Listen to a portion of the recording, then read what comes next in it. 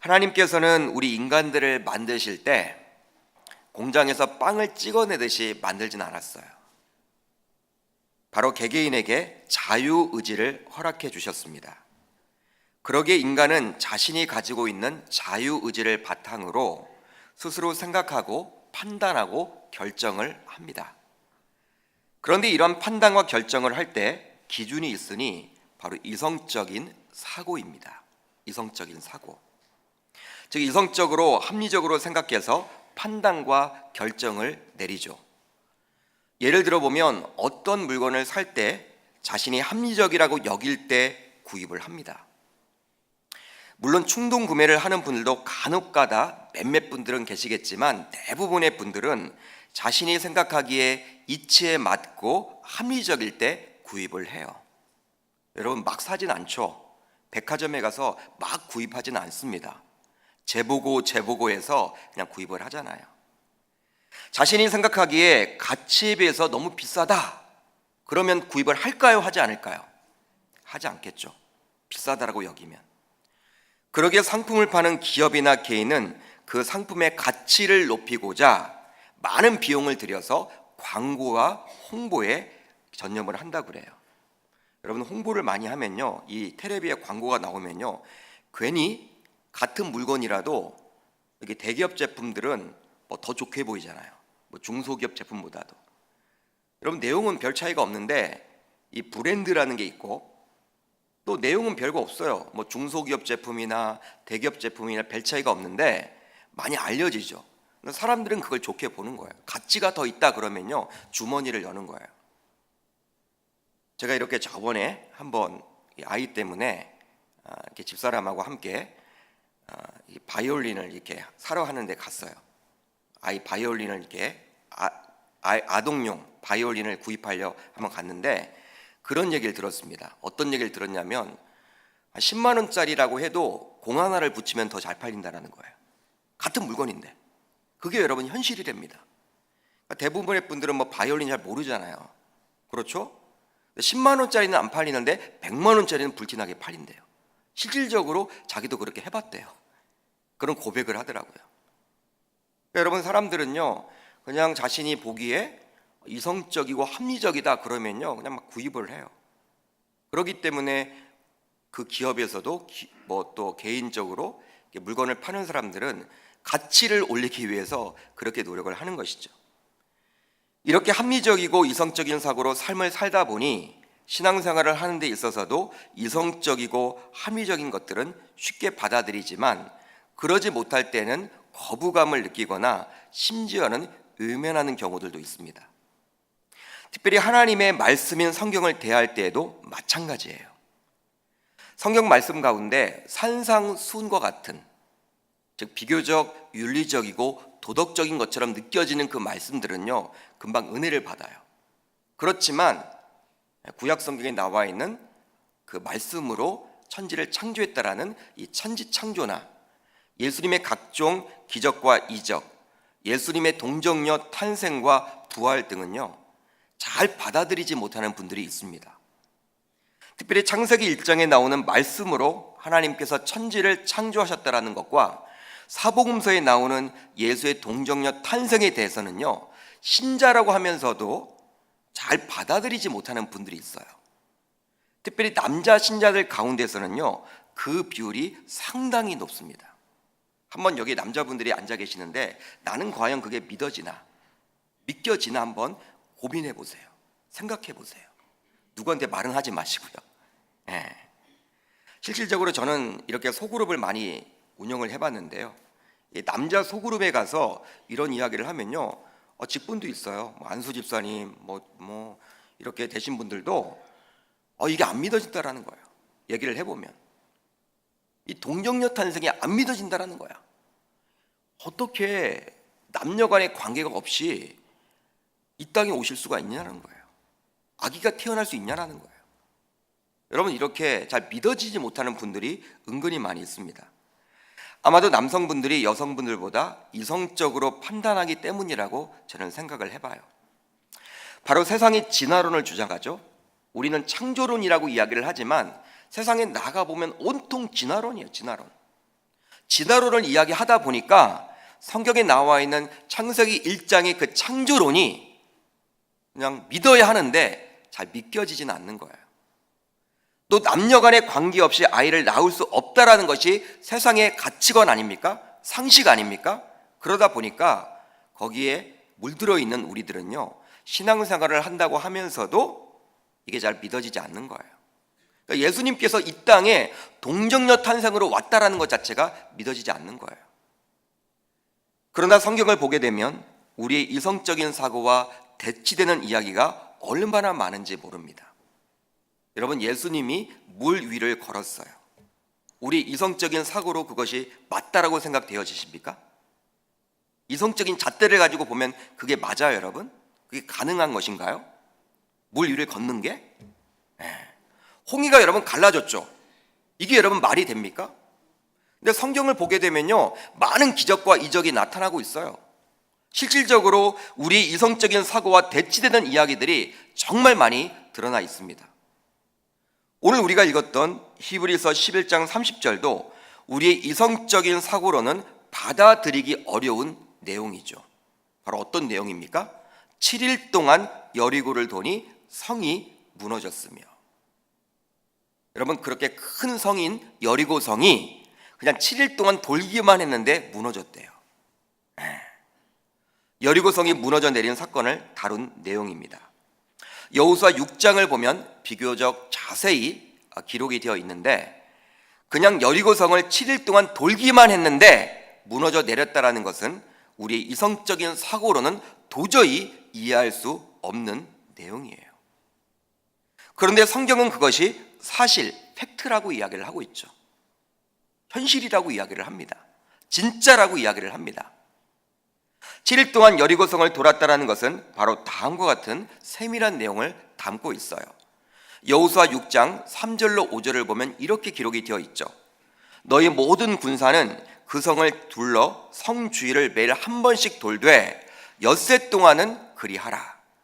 제사장 7은 7 양각 나팔을 잡고 언약궤 앞에서 나아갈 것이요, 7째 날에는 그 성을 7번 돌며 그 제사장들은 나팔을 불 것이며, 제사장들이 양각 나팔을 길게 불어 그 나팔 소리가 너희에게 들릴 때에는 백성은 다 큰 소리를 외쳐 부를 것이라.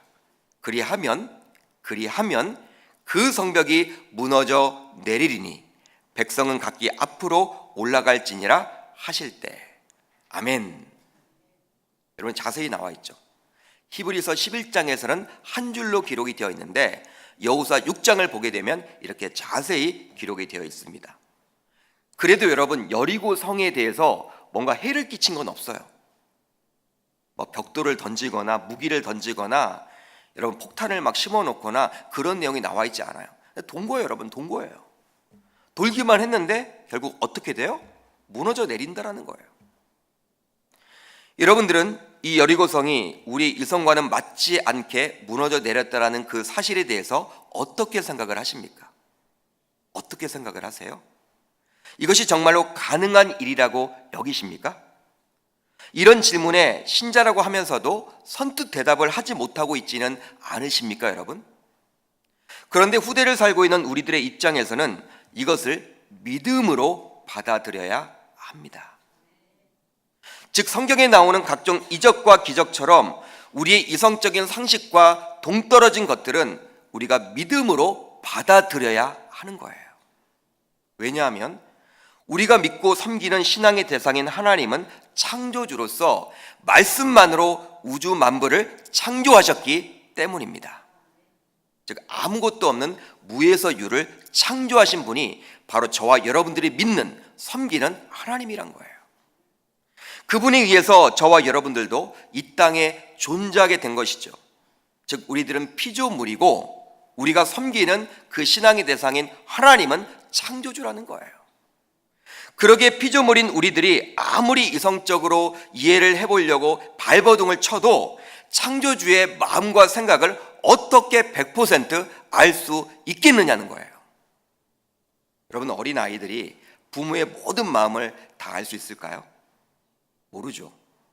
3살, 4살 된 그 어린 아이들이 부모의 마음을 여러분 다 알아요, 몰라요? 몰라요, 여러분들. 어떻게 다 알겠습니까? 같은 피조물끼리도 몰라요. 같은 피조물끼리도 몰라요.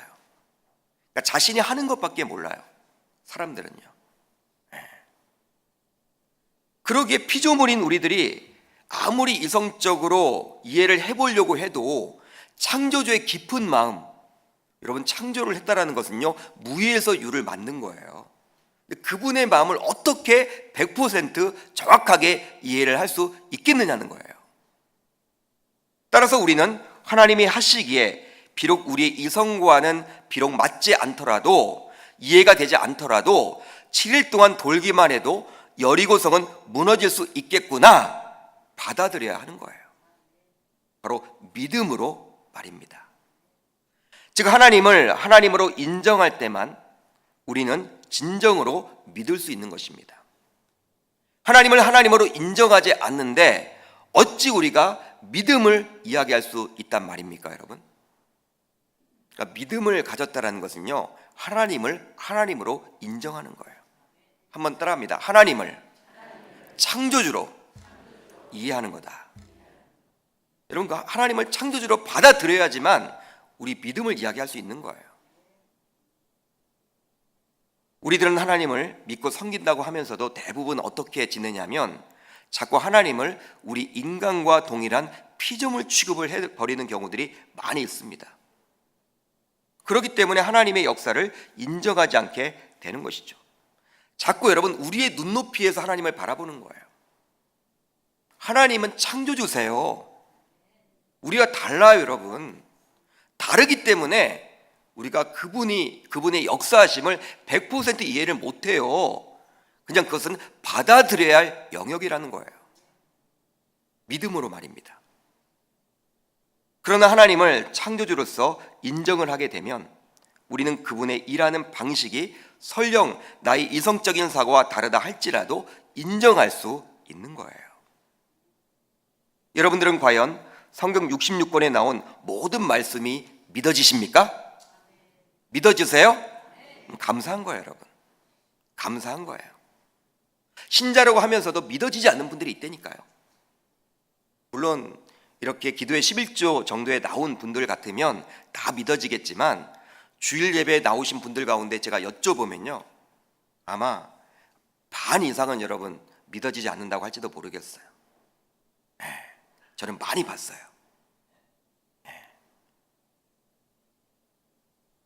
여러분, 신앙생활을 수십 년 했다 하더라도 아직까지도 믿어지지 않는 부분이 혹시 한두 군데는 있지 않으십니까? 여러분, 성경을 폈을 때 잘 이해가 되지 않은 부분 있지 않으세요? 물론 이해가 되지 않는 부분은 우리가 여러분 성경 주석을 통해서 아니면 여러 가지 책들을 통해서 이해를 시킬 수도 있겠지만 각종 기적과 이적 같은 경우에는 우리가 아무리 이해를 하려고 해도 잘 안 되는 경우가 있잖아요. 혹시 있지 않으세요, 여러분? 그렇다면 아직 내가 믿고 있는 하나님을 진정한 창조주로 인정하지 못하고 있기 때문에 이렇게 이해를 하지 못하는 거예요. 그런 기적과 이적이 믿어지지 않는 거예요. 그러기에 창세기 1장 1절은 굉장히 중요합니다. 우리 한번 자막을 통해서 같이 읽어보도록 하겠습니다. 시작. 아멘. 태초에 하나님이 천지를 창조하시니라. 성경을 딱 피게 되면요, 하나님이 어떻게 존재를 하게 되었는지에 대해서는 나와 있지 않아요. 본래 하나님은 계셨어요. 스스로 계신 분이에요. 하나님이 어떻게 존재를 하게 되었는지를 말하고 있지 않아요. 그 하나님이, 스스로 계신 그 하나님이 천지를 창조했대요. 태초에, 시간의 처음에. 여러분, 그 말씀을 우리는 항상 기억해야 하겠죠. 이 창세기 1장 1절, 즉 성경의 처음 말씀이 진정 믿어진다면 우리는 성경 66권 모두를 믿을 수 있게 되는 것입니다. 그러나 이것이 믿어지지 않으면 우리는 성경 66권 모두를 믿을 수가 없는 거예요. 그렇기 때문에 여러분, 성경 이 창세기 1장 1절이 굉장히 중요해요. 너희들이 믿든 믿지 않든 이것이 사실이라는 거예요. 우리 주님은 우리를 설득하지 않습니다. 선포하고 있는 거예요. 태초에 하나님이 천지를 창조했다. 너희들이 믿든 믿지 않든 너희들이 받아들여라.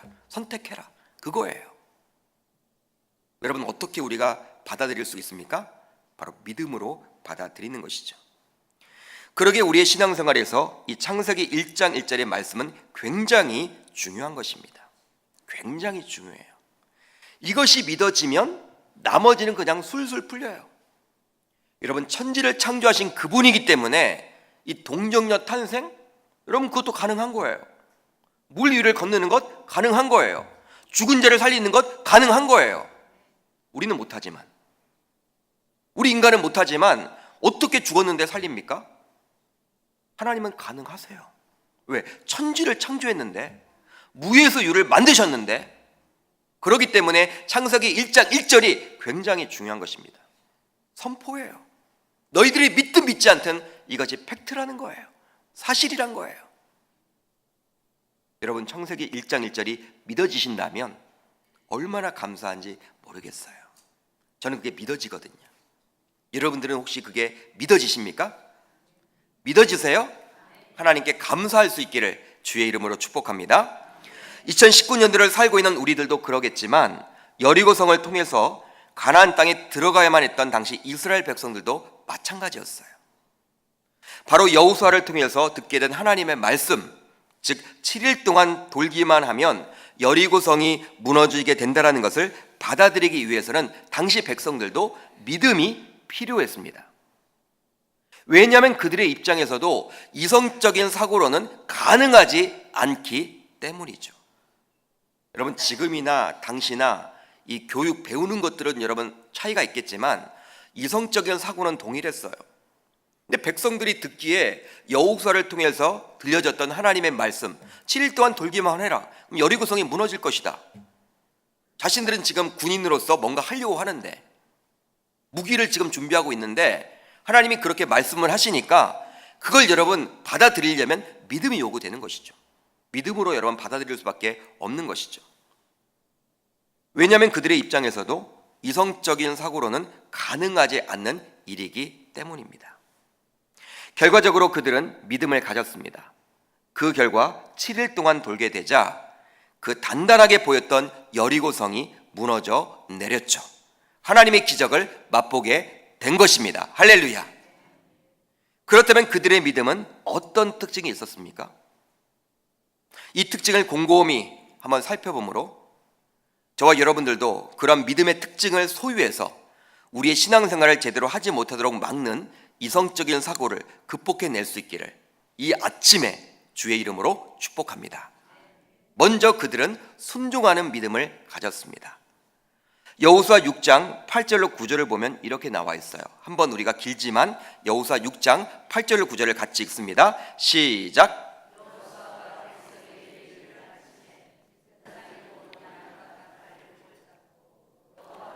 나아가며 나팔을 불고 여호와의 언약궤는 그 뒤를 따르며 그 무장한 자들은 나팔 부는 제사장들 앞에서 행진하며 후구는 궤 뒤를 따르고 제사장들은 나팔을 불며 행진하더라.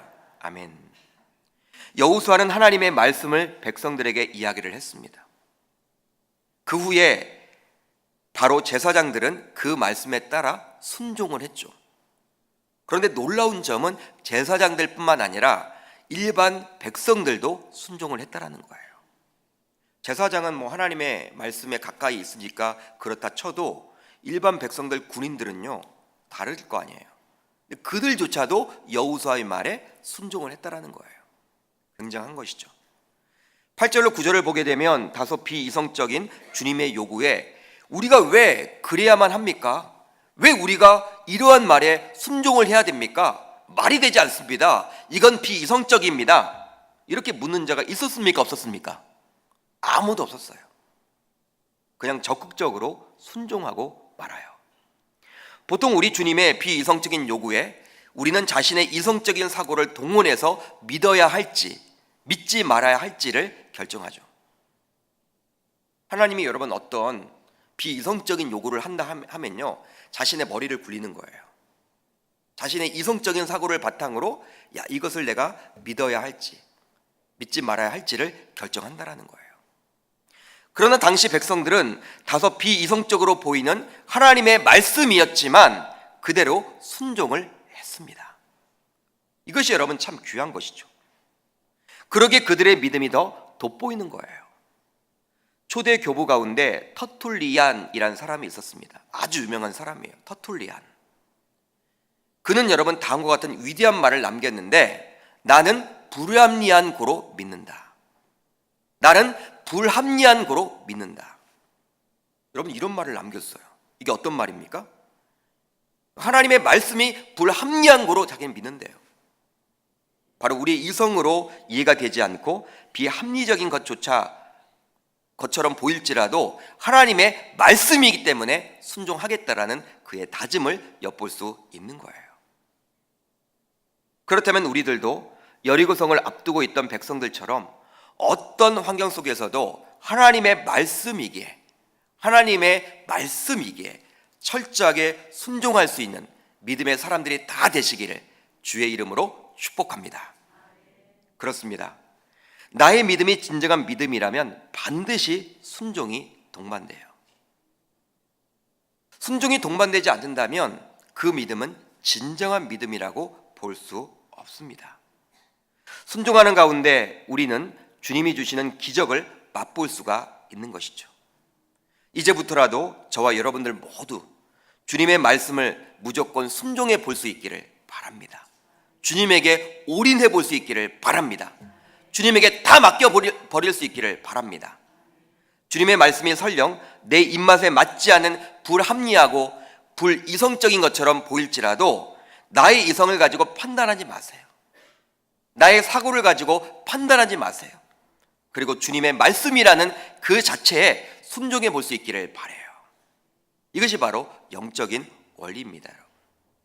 당시 백성들이 그랬어요. 여러분, 당시 백성들이 그랬습니다. 당시 백성들 모두가 그랬다라는 거예요. 굉장한 거죠. 다음으로 인내하는 믿음을 가졌습니다. 그들은 인내하는 믿음을 가졌다.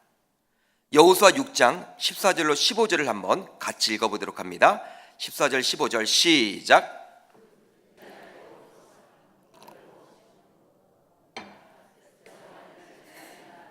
일곱째 날 새벽에 그들이 일찍이 일어나서 전과 같은 방식으로 그 성을 7번 도니 그 성을 7번 돌리는 그날 뿐이더라. 아멘. 믿음을 가지고 있는 신자라 할지라도 보통 그 믿음이 진정한 믿음이 되지 못하고 세상 사람들과 별 차이가 없도록 만드는 것이 바로 인내 때문이에요. 우리가 믿음을 가지고 있다고 하면서도 그냥 세상 사람들과 똑같아. 세상 사람들 믿음 없잖아요. 우리와 그들과 별반 다를 바가 없는 것이 바로 인내 때문에 차이가 나는 거예요. 여러분, 기도응답도 마찬가지죠. 성도라면 누구나 기도합니다. 누구나 기도해요. 그러나 기도응답을 받는 분들은 끝까지 기도하는 분이에요. 끝까지 남아있는 분이에요. 그만큼 지속적으로 기도하는 분은 적다라는 것이죠. 예전에 사탄의 방식은요, 기도하지 못하도록 만들었습니다. 전도하지 못하도록 만들었습니다. 예배하지 못하도록 만들었어요. 말씀을 가까이 하지 못하도록 만들었어요. 예전 방식은 그랬어요. 사탄이 그리했어요. 여러분, 20세기 방식이 바로 그리했다면 21세기를 살고 있는 요즘 사탄들은요, 세련됐어요. 업그레이드 됐어요. 바로 어떻게 이야기를 하면 기도하라고 합니다. 전도도 하라고 해요. 예배하라고 해요. 말씀을 가까이 하라고 해요. 하라는 거예요. 그러나 지속성을 가지고 오랫동안 하지 못하도록 막습니다. 업그레이드 됐죠, 사탄이. 예전엔 무조건 못하게 했는데 요즘은 다 하라고 해요. 교회도 나가, 전도도 해, 예배도 드려, 헌금도 해, 건축 헌금 막 해. 다 하라고 해놓고 오랫동안 못하게 해요. 한두 번 단발적으로 그냥 하라는 거예요. 지속적으로 못하도록 한다는 거예요. 이게 요즘 사탄의 방식이에요. 그만큼 지속성이 없이 하는 모든 신앙의 모습은 능력이 나타나지 않습니다, 여러분. 능력이 나타나질 않아요. 그렇다면 왜 사람들은 지속적이지 못하고, 즉 인내하지 못하고 쉽게 포기해 버리는 걸까요? 바로 자신의 행함에 대한 보상을 기대하기 때문입니다. 그러니까 자신이 행한 대로 뭔가 받으려고 하는 이유 때문에 그렇게 오랫동안 하지 못하는 거예요. 자신이 열심히 기도했기에 그 기도응답을 빨리 받기를 기대하는 것이죠. 그러나 기도응답은 자신의 노력에 달려있기보다는 전적으로 누구에게 달려있습니까? 하나님에게. 그분이 주셔야 하는 거예요. 즉 보상심리가 인내하지 못하도록 만드는 것입니다. 내가 이렇게 주님 앞에서 성실하고 정직하게 행했으니 주님이 나에게 복을 주셔야 한다는 논리예요, 여러분. 그러나 주님은 반드시 복을 주시는 분이 맞지만 그 복을 우리가 받는 타이밍은 우리가 기대하는 시간일 수도 있지만 그러지 않을 수도 있다는 거예요. 당대 때 받을 수도 있지만 나의 자녀 때, 나의 손주 때 받을 수도 있다는 거예요. 근데 우리들은 다 내 때 받으려고 하죠. 조급하죠, 여러분. 그러니까 보상 심리가 작동을 하다 보면 여러분 우리가 오래 기도하지 못해요. 지속적으로 여러분 신앙생활을 할 수가 없어요. 그러니 우리는 기다리며 인내를 해야 하는 것입니다. 성경을 보면 수없이 많은 곳에서 주님은 우리로 하여금 인내토록 요구를 하죠. 여호수아 6장을 보시면 꼭 7일을 기다려야 했습니까, 여러분? 꼭 7일을 기다려야 했어요? 그냥 하루만 돌아도 주님이시니까, 창조주시니까 여리고성을 무너뜨릴 수 있잖아요, 여러분. 여러분 7일을 해야지만, 그게 여러분 7일을 돌아야지만 무너지는 거 아니잖아요. 주님이 하시는데. 그런데 굳이 7일이라는 기간을 정하신 것은 무엇 때문일까요? 바로 이스라엘 백성들에게 인내를 가르쳐 주기 위함이었어요. 열왕기하 5장을 보게 되면요, 아람의 군대 장관 나하만으로 하여금 요단강에 가서 몸을 7번 씻으라고 이야기를 합니다. 여러분 하나님의 역사는요, 한 번 씻어도 나타날 거 아니에요. 그렇게 생각하지 않으세요? 하나님이 하시는데 근데 굳이 7번을 하라고 그래요. 여러분 이것은 무엇입니까? 나병에 걸려있는 나하만으로 하여금 주님의 말씀을 붙들고 인내하도록 하기 위함이었어요. 7일 혹은 7번 모두 7과 관련이 있죠. 즉 7은 성경에서 완전수를 뜻합니다. 그만큼 7이라는 개념보다도 주님이 응답 주실 때까지 인내하라는 의미가 강한 거예요, 여러분. 아멘입니까, 여러분? 인내하라는 거예요. 응답 주실 때까지. 여러분 기도를 한다면 끝장을 보시기를 바랍니다. 우리는 보통 한두 번 해보고 안 하죠. 그게 여러분 문제라는 거예요. 금요성령 집회 나올 때도 여러분 정말 계속 한번 나와보세요. 응답 받을 때까지, 주님 오실 때까지 한번 그런 마음을 가지고 나오면요, 여러분 은혜를 받습니다. 치유를 받아요. 회복이 나타나요. 근데 한두 번 나왔다가 아유 안 되네, 뭐 힘드네, 역사가 안 나타나는 거예요. 이제부터 저와 여러분들 모두 인내함으로 자신의 믿음을 드러내 볼 수 있기를 바랍니다. 아브라함은 하나님의 약속의 말씀에 인내하지 못함으로 이스마엘을 낳게 되었습니다. 그 결과 얼마나 번민을 많이 했던 인생이었습니까? 지금까지 복음 전파에 있어서 아랍 족속 때문에, 이슬람교 때문에 많은 고생을 하고 있지 않습니까, 여러분? 모두 기다리지 못해서 일어난 일이죠. 그러게 오늘 본문에 나온 이스라엘 백성들처럼 하나님의 말씀에 철저하게 인내함으로 주님의 비이성적인 요구를 자신의 이성적인 잣대가 아닌 믿음으로 이겨낼 수 있기를 주의 이름으로 축복합니다. 당시 백성들은요, 기대하는 믿음이 있었어요. 마지막이죠. 기대하는 믿음이 있었다. 여호수아 6장 20절을 같이 한번 읽어보도록 합니다. 시작. 이에 백성은 외치고 제사장들은 나팔을 불매 백성이 나팔 소리를 들을 때 크게 소리질러 외치니 성벽이 무너져 내린지라. 백성이 각기 앞으로 나아가 그 성에 들어가서 그 성을 점령하고. 아멘. 여러분 이 자체만을 놓고 보면 제사장들의 나팔 소리가 먼저인지 백성들의 외침이 먼저인지 잘 구분이 되어 있지 않아요. 한번 20절을 자세히 보세요. 잘 이해가 되십니까, 여러분? 제사장들의 나팔 소리가 먼저인지 백성들의 외침이 먼저인지 잘 구분이 안 돼요. 근데 원어를 보거나 제가 쉬운 성경을 살펴보니까 이렇게 해석이 가능하더라고요. 제사장들이 나팔을 불고 백성들은 고함을 질렀습니다. 백성이 나팔 소리를 듣고 고함을 치자 성벽이 무너져 내렸습니다. 그러자 모든 사람들이 성 안으로 곧장 쳐들어갔습니다. 이렇게 하여 이스라엘 사람들은 여리고를 차지했습니다. 바로 처음 하나님께서 여호수아에게 주신 말씀, 그 말씀처럼 마지막 7일째 성을 7바퀴 돌고 제사장들이 나팔을 울렸어요. 그때 백성들은 그 나팔 소리를 듣고 소리를 쳤음을 알 수 있는 것이죠. 그래서 여리고 성벽이 와르르 무너져 내린 거예요. 보통 성벽이 와르르 무너져 내릴 때 소리를 치는 것이 상식 아닙니까, 여러분? 한번 생각을 해보세요. 성벽이 무너져 내리면요, 그때 환호의 함성을 막 치잖아요. 야, 무너졌다. 여러분, 그것이 여러분 상식 아니에요? 그런데 본문에서는 백성들의 소리가 먼저 질렀어요. 아직 성벽이 무너지지도 않았는데 소리를 쳤다라는 거예요. 이것은 바로 주님의 행할 일에 대한 기대감을 표현해 주는 거예요. 백성들은 주님이 여리고성을 무너뜨려 주실 것이라는 기대감을 가지고 있었습니다. 우리들의 문제점은 어느 순간 신앙생활을 하면서도 별로 기대감이 없다라는 거예요.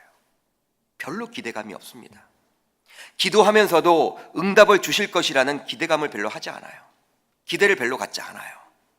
예배에 참석하면서도 기대하는 마음보다도 그냥 나와서 예배드린 경우가 얼마나 많은지 모릅니다. 그러니까 매너리즘에 빠진 거죠. 매너리즘에. 말씀을 들으면서도, 묵상을 하면서도, 양육훈련에 동참을 하면서도, 사랑방에 참석하면서도, 사역을 하면서도 주실 그 은혜를 기대하는 경우가 거의 없어요. 그냥 하기 때문에 하는 거예요. 다음 세대 교사들도 마찬가지죠. 내가 가르치는 그 아이 가운데 장차 이 나라 이민족을 이끌 지도자가 나온다. 그런 기대가 별로 없어요. 여러분, 그런 기대를 가지면요, 흥분이 되지 않겠습니까? 우리 반 아이 가운데 이 나라 이민족의 대통령이 나오고 대재벌이 나오고 대법관이 나오고 큰 위대한 하나님의 종들이 배출이 된다면 그 아이들을 바라볼 때 막 흥분이 되지 않을까요, 여러분? 막 주일이 기다려지지 않을까요, 여러분? 근데 그런 기대를 별로 안 해요. 여러분들은 혹시 이 기도의 11조에 나와 있으면서도 이번 기도의 11조에 대한 기대하는 마음을 가지고 이 자리에 참석하고 계십니까? 아니면 그냥 나와야 하기 때문에 의무적으로 나오셨습니까? 아니면 특송 때문에 나오셨습니까? 기대감은 우리의 신앙생활에서 별것 아닌 것처럼 생각될지 모르지만 굉장히 중요해요. 굉장히 중요합니다. 기대하는 마음은 바로 믿음의 표현이기 때문입니다. 하나님의 일하심을 기대하는 것이기 때문이죠.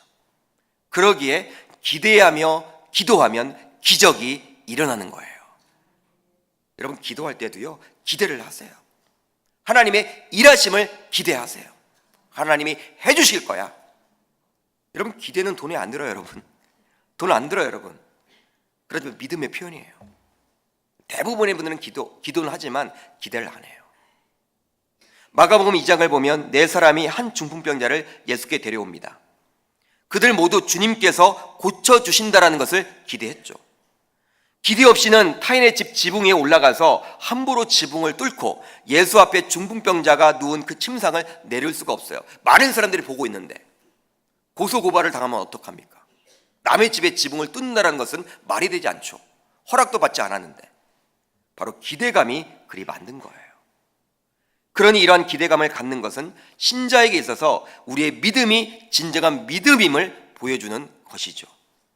이제부터 저와 여러분들 모두 신앙생활을 하면서 기대감을 가지시기를 바랍니다. 이번 주일부터 한번 시도해 보세요. 야, 오늘 하나님이 어떤 말씀을 주실까? 오늘 어떤 은혜를 주실까?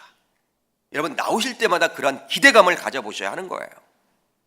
예배 나올 때 그냥 내가 직분이 있으니까, 우리 교육자 보기에 안 나오면 목사님이 전화하니까, 여러분, 그런 마음보다는요, 기왕 나오시는 것, 기대감을 가지고 나오실 수 있기를 주의 이름으로 축복합니다. 사역도 마찬가지예요. 이 사역을 통해서 하나님이 무엇을 나에게 허락해 주실지, 어떤 은혜를 베풀어 주실지. 여러분, 주방공사를 하면서도요, 이 식사하는 분들이 건강해지고, 이 식사하는 분들이 이 밥을 먹으면서, 이 반찬을 먹으면서 행복해지는 것을 기대해 보는 거예요, 여러분. 여러분, 기쁘잖아요, 그러면. 그게 믿음의 표현이란 거예요.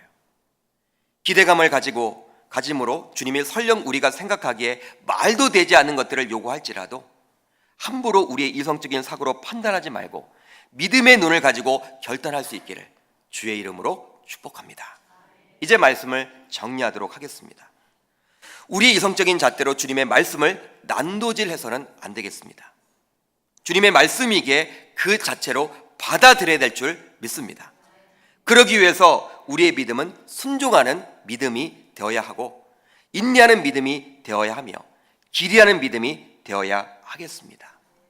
바로 여리고성 정령을 앞둔 백성들처럼 말이죠. 철옹성 같은 여리고성, 군사 훈련지라고는 받아본 적이 없는 그 백성들, 그들이었지만 믿음으로 그 성을 점령했습니다. 나의 여리고성은 무엇입니까? 나에게 닥친 여리고성은 무엇입니까? 내가 넘어야 할 여리고성은 무엇입니까? 그 성을 어떻게 점령할 수 있겠습니까? 믿음으로 점령해 나아가야 될 줄 믿습니다. 믿음밖에 답이 없어요. 그리고 자신의 믿음을 통해서 자신들의 이성적인 사고를 극복하고 말았던 그들처럼 저와 여러분들도 그렇게 살아야 되겠습니다.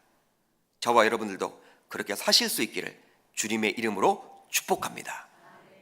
여러분, 이성적인 사고, 그 잣대를 가지고 성경을 난도질하지 마세요. 여러분, 이 성경 말씀은요, 누구의 여러분 말씀입니까? 우리 창조주 여호와 하나님의 말씀이에요. 한 절도, 한 구절도, 한 단어도 빼먹지 말고 그대로 여러분 순종해 보시고 읽어보시고 그대로 받아들이십시오. 하나님의 말씀입니다. 이 자체가 능력이 있는 거예요.